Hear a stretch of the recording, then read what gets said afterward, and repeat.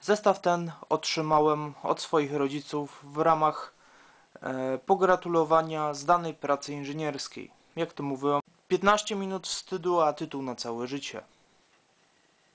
Witajcie, z tej strony Kukus. Dzisiaj chciałbym Wam zaprezentować zestaw o numerze katalogowym 42006, czyli znowu numer 5-cyfrowy, a mianowicie koparkę z najnowszej linii Technika z roku 2013. Zestaw ten posiada około 720 części, tak przynajmniej serwis Brickset podaje, bo jeszcze na Peronie oczywiście nie ma. I co już można powiedzieć, no, sam zestaw kosztuje w granicach 250 zł, czasem można trochę taniej go dostać. Przejdźmy w takim razie do krótkiego opisu pudełka. Z przodu mamy główną grafikę przedstawiającą model. Jak widzicie, pudełko jest duże i ciężko mi go uchwycić w całości, żeby wszystko było widoczne. Z drugiej strony widzimy główną funkcjonalność, czyli to, co można zrobić z tą koparką, oraz możliwość zbudowania modelu alternatywnego, jak również po zakupie dodatkowego zestawu z silnikami zautomatyzowania naszego zestawu. Boczne grafiki może nie są zachwycające. W sumie to jest jedna i ta sama grafika z koparką, plus jakiś Lego Club. Tutaj z drugiej strony znowu w skali 1:1 fragment panelu. Tutaj mamy znowu koparkę, informację, że mamy dwa modele w jednym, aczkolwiek to nie jest tak, że możemy w jednym momencie zbudować dwa modele, tylko te dwa modele możemy zbudować przy użyciu tych klocków. Zawiera małe elementy. I co jest ciekawego w tym pudełku? Jeszcze sposób otwierania. Ja już zrobiłem model główny, model alternatywny. Są zdjęcia, część materiałów już porobiłem, dlatego może nie będę się tak za bardzo skupiał na tym. Jeżeli jesteście zainteresowani częściami, które występują w zestawie, woreczkami itp. itd., to zapraszam Was do wersji czytanej recenzji, dlatego że postanowiłem, że w tym momencie oddzielę to od siebie i żeby to trochę sprawniej szło. Pudełko oczywiście można jeszcze wykorzystać jako magazyn elementów, bo otwiera się w sposób bardzo sympatyczny dla potencjalnego budowniczego i można tutaj trzymać klocki. Jeżeli chodzi o instrukcję, na szczęście tutaj Lego pomyślało i wsadziło tekturkę. Dzięki temu książeczki są usztywnione i nic się nie zgina. A skoro mowa o książeczkach, w zestawie otrzymujemy aż dwie części instrukcji. Te instrukcje umożliwiają nam zbudowanie tylko modelu głównego. Model alternatywny znajdziecie na stronie Lego w dziale technik i tam można pobrać instrukcje. Zresztą nie tylko do tego zestawu, instrukcje także do innych modeli. Jeżeli chodzi o książeczkę numer 1, to ona tutaj zawiera możliwość zbudowania naszego pojazdu, tylko że jeszcze bez kabiny i bez tego chwytaka. Wszystko jest przejrzyste, tylko jest jeden mały problem. Czarne elementy nie są otoczone białą obwódką. No może tutaj pozapinam. I czasami ciężko jest odróżnić kolor ciemnoszary od czarnego. To jest jedna wada z tego, co zauważyłem. No i dziecko rozwrzeszczone. Druga instrukcja umożliwia nam zbudowanie właśnie tych elementów, których nie zdążyliśmy zbudować i możemy jeszcze tutaj po zakupie tego zestawu z silnikami zmotoryzować, ale zanim do tego przejdę, tutaj już jest gotowa koparka. Właściwie nie wiem, czy to można nazwać koparką, czy bardziej chwytakiem jakimś. Tutaj są funkcje poszczególne. Tutaj już jest pokazane, w jaki sposób, co trzeba wyczepić, żeby przyczepić silnik i co potem znowu przyczepić.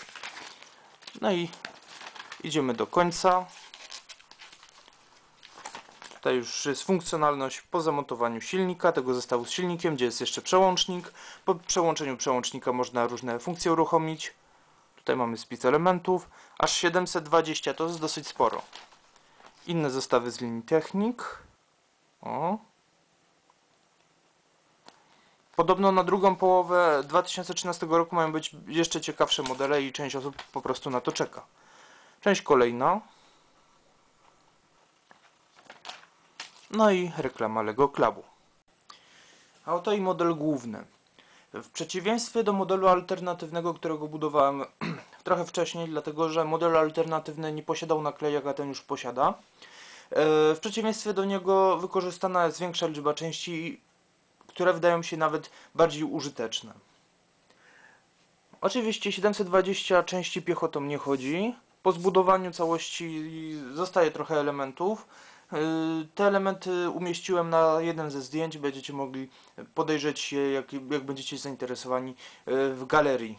Tam w mojej galerii, w której umieszczam zdjęcia. Tak rozmawiałem ze znawcami serii Technik. Pytam się ich, czy koparka jest ogólnie warta uwagi, czy nie. Oni twierdzą, że tak, aczkolwiek sama bryła jest bardzo podobna do tej koparki, która już była wcześniej. Która posiadała PF-y i była zmotoryzowana. Natomiast ten zestaw jest ciekawy o tyle, że jako dawca części jest bardzo użyteczny, a poza tym, jeżeli ktoś, przynajmniej tak mi się wydaje, jeżeli ktoś nie miał wcześniej takiego zestawu, bo ja na przykład nie miałem, no to wydaje mi się to jako dobry start w techniku, żeby zacząć w ogóle z tym coś robić, prawda?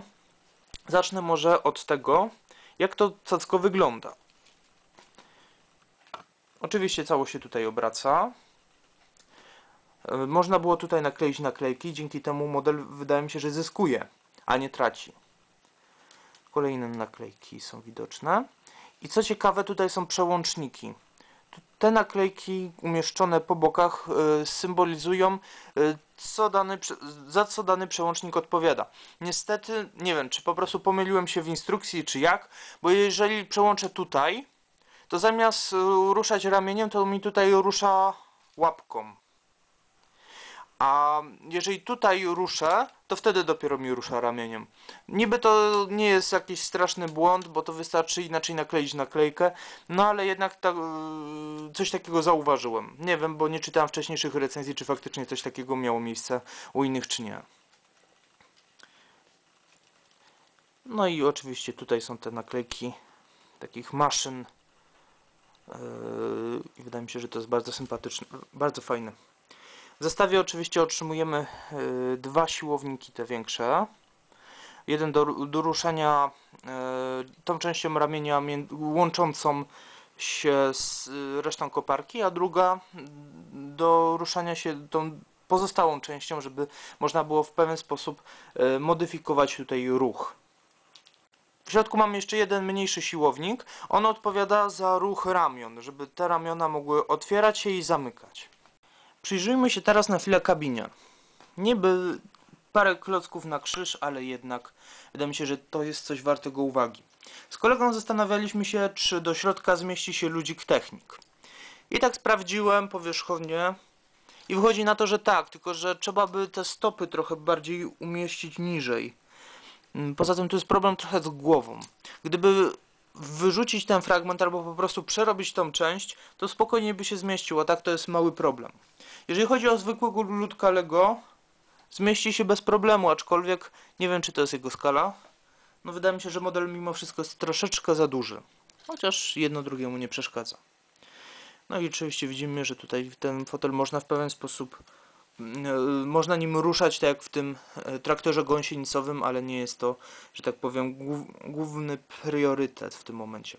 Mam jeszcze jedną figurkę, która jest w skali pomiędzy minifigiem a Technik Figiem, czyli tym ludzikiem Technik.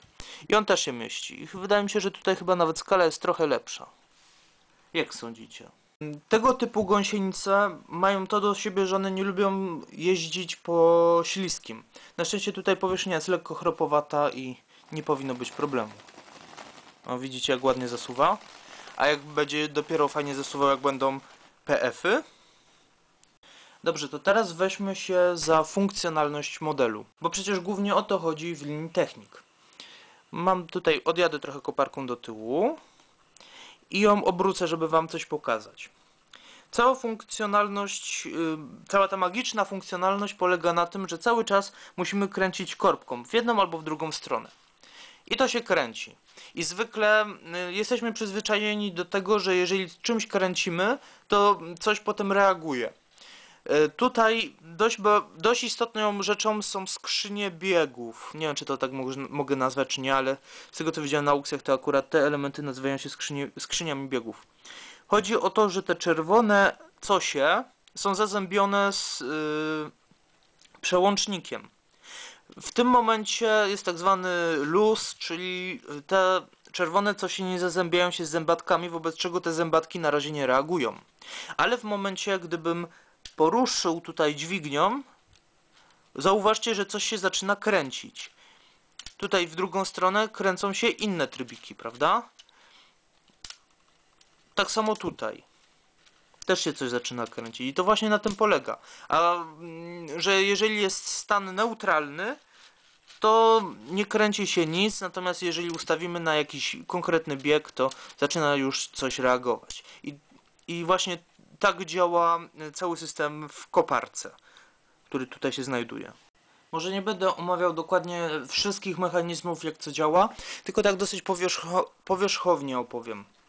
W środku znajdują się dwie ośki. Pierwsza ośka odpowiada za ruch siłownika umieszczonego na górze, natomiast druga odpowiada za ruch ręki. Tutaj całość jest przekazywana za pomocą tutaj tych osiek i odpowiednich ustawień kół zębatych.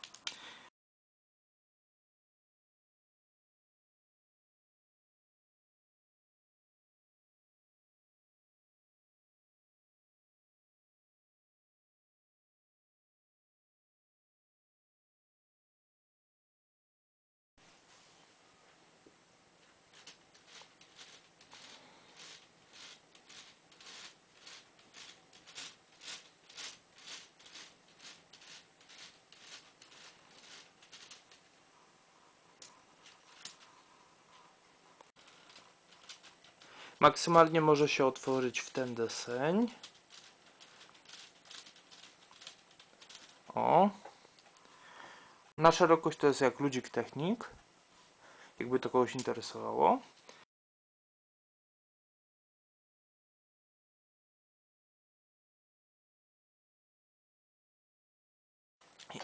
Jaki ładny kwiatuszek technik wyszedł. Jeszcze jedna taka moja uwaga. Ogólnie to ramię jest tak wyczesane jak futro mojego szynszyla.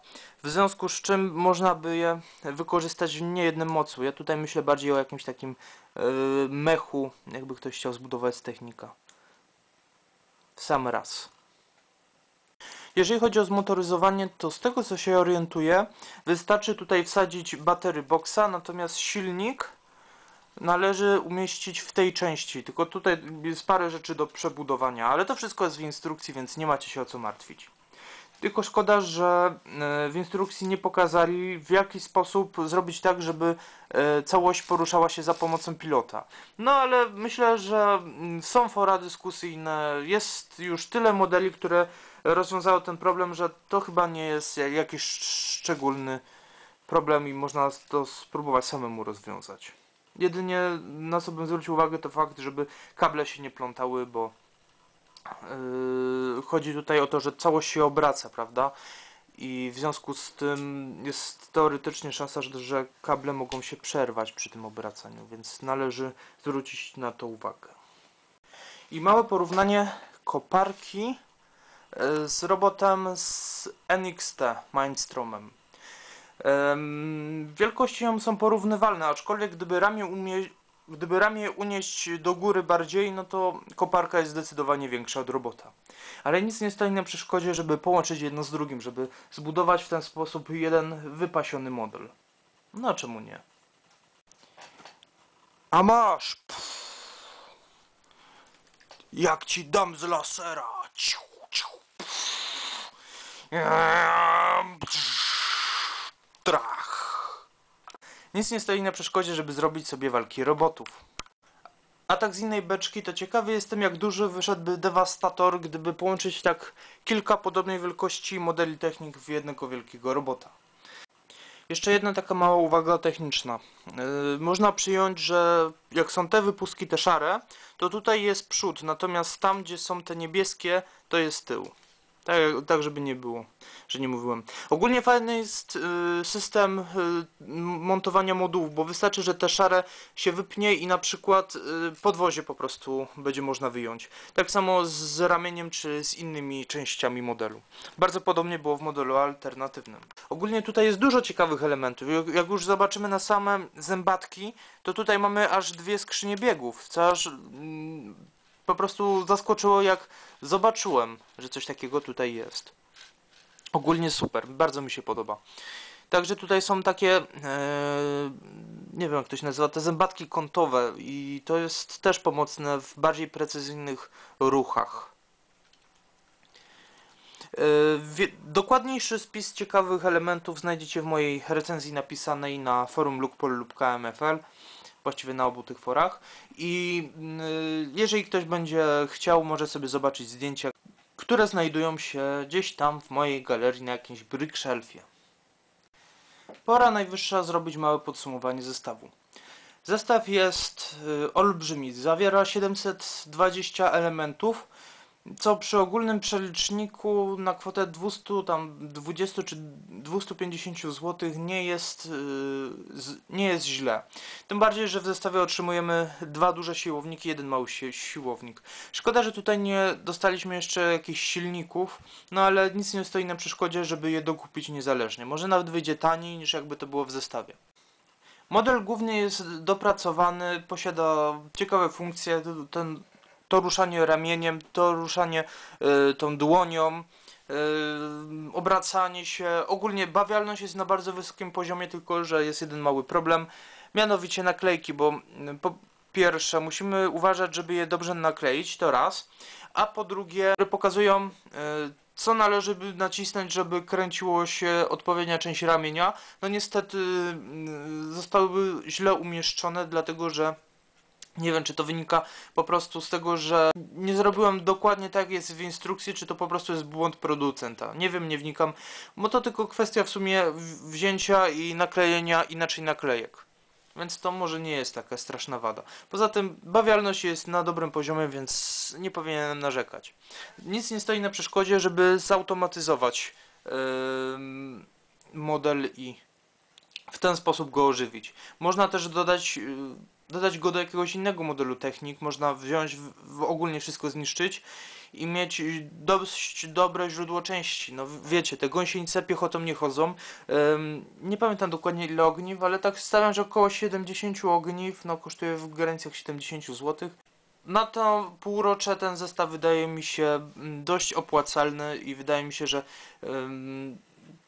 warty zainwestowania. Nie tylko dla fanów serii Technik, ale również dla bardziej zwykłych użyszkodników. W tym materiale by było na tyle. Pozdrawiam Was. Cześć. Siema, co tam słychać?